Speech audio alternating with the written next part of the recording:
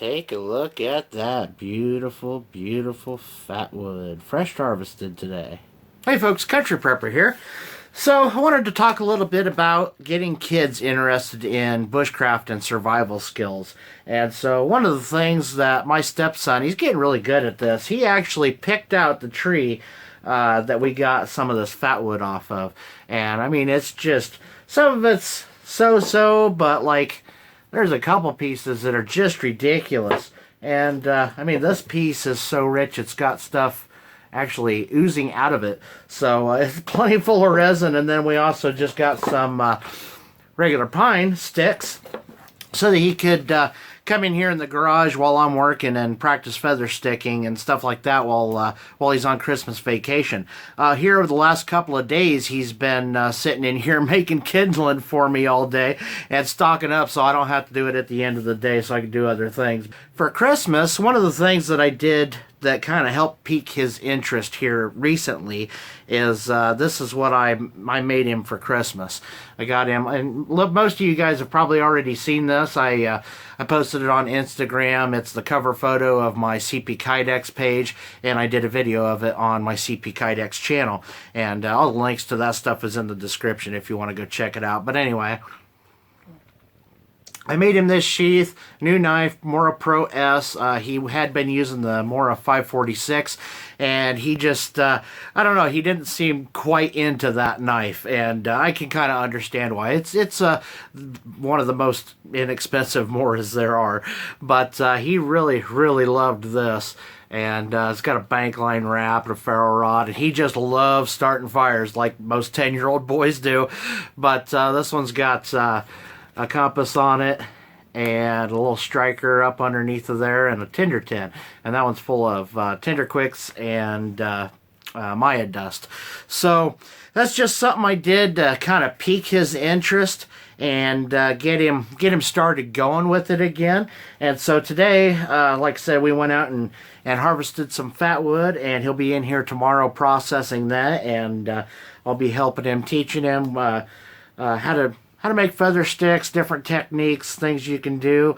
And well, the reason there's a striker on that sheath is because, well, not only the Mora Pro S, most Mora knives, most of the newer ones do have a sharp spine, but most of them, generally speaking, most Mora knives do not have a sharp spine.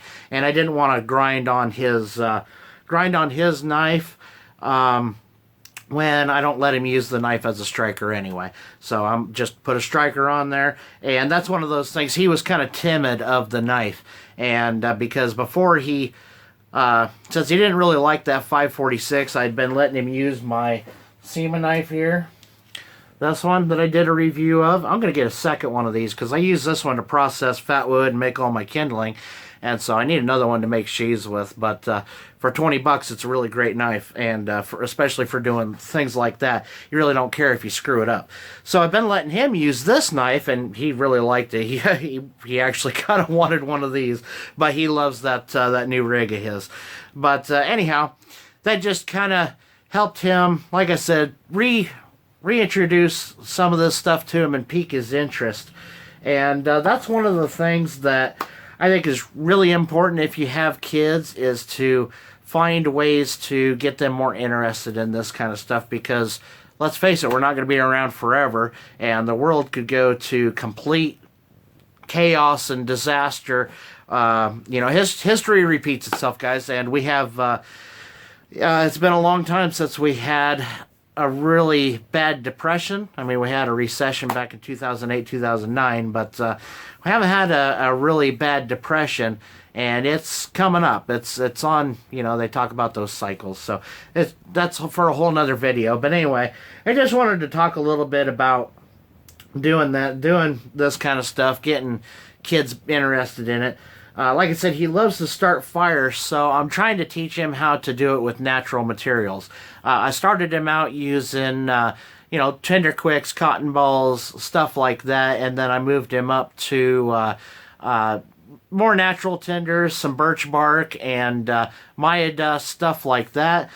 He's used just about every kind of fire starter that I have, homemade and bought, because it's worth the money to buy the stuff to get kids to do this kind of stuff and learn and develop their skills and become really proficient at it. Now, the reason we're going to be focusing on feather sticks in the next few days and why I got pine is because pine is a nice soft wood. It's really easy to get fine curls out of that will take a spark very easily.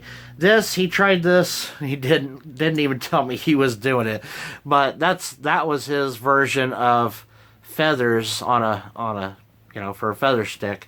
As of earlier today, and he needs to practice. So that's one of the things I thought, hey, let's just get out to the woods, let's go find some pine, we need some fat wood anyway, and just kind of involve them in the things that you're doing anyway, and that will kind of help pique their interest, because all boys like to go do stuff with their dads, of course.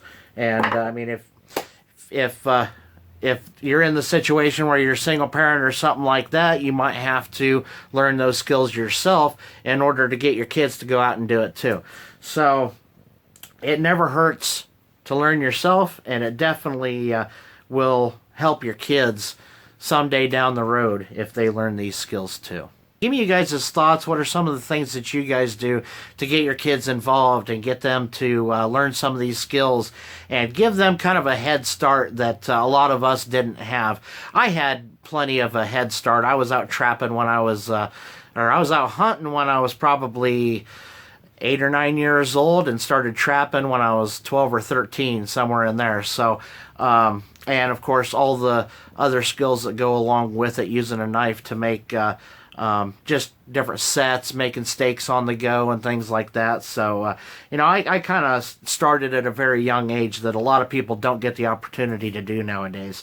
So that's just something I thought would be an interesting topic, and I'd like to see what you guys think about it. Definitely leave me your comments down below and let me know, some of the things that you do and some ideas that you have that might help somebody else out. So that's it for today, guys. I thank you very much for watching. Check all those links in the description box below, and I'll see you next time.